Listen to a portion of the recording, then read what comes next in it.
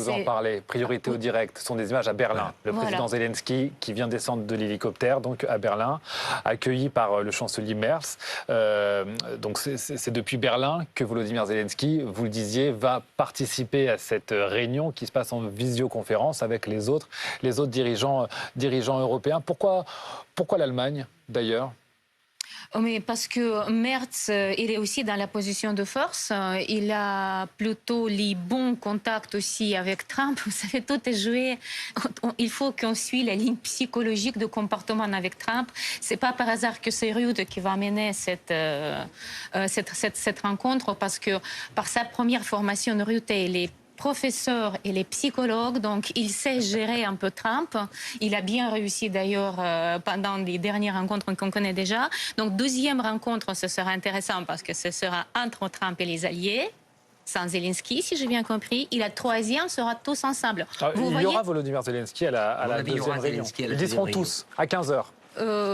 Ce sera la troisième. Mais dans le deuxième, il n'y aura pas de Zelensky à ma connaissance. Il faut vérifier. La première réunion est à 14h. Ce sont les dirigeants européens avec Volodymyr Zelensky.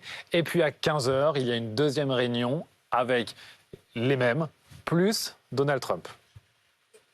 Et puis il y aura ensuite une autre réunion de la coalition des volontaires. Là, donc format resserré, les Européens. Et là, c'est très important parce que, alors ça dépendra bien sûr de ce que Donald Trump a dit, mais admettons que Donald Trump évoque comme plan le cessez-le-feu. Je veux obtenir un arrêt des combats. Un cessez-le-feu ne vaut que par les garanties qu'il y aura, parce que sinon, la parole de Vladimir Poutine, je crois que personne ne lui fait confiance aujourd'hui.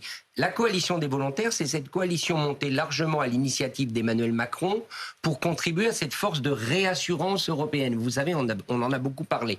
Est-ce que, par exemple, les Européens vont s'engager, ça ce serait nouveau, auprès de Trump à dire « Si vous, Monsieur le Président, vous obtenez un cessez-le-feu, nous, on déploiera des troupes sur le terrain » pour le garantir. Alors, pas le garantir au contact de la ligne de front, mais à peut-être une centaine de kilomètres derrière la ligne de front, mais en tout cas, on sera présent en Ukraine. Si les Européens disent ça, on est prêt à y aller, ce sera la première fois qu'ils l'auront dit. Jusqu'à maintenant, ils ont toujours dit on envisage on aimerait, on pourrait, mais il faut le soutien américain. Donc, voyons s'ils vont franchir ce pas.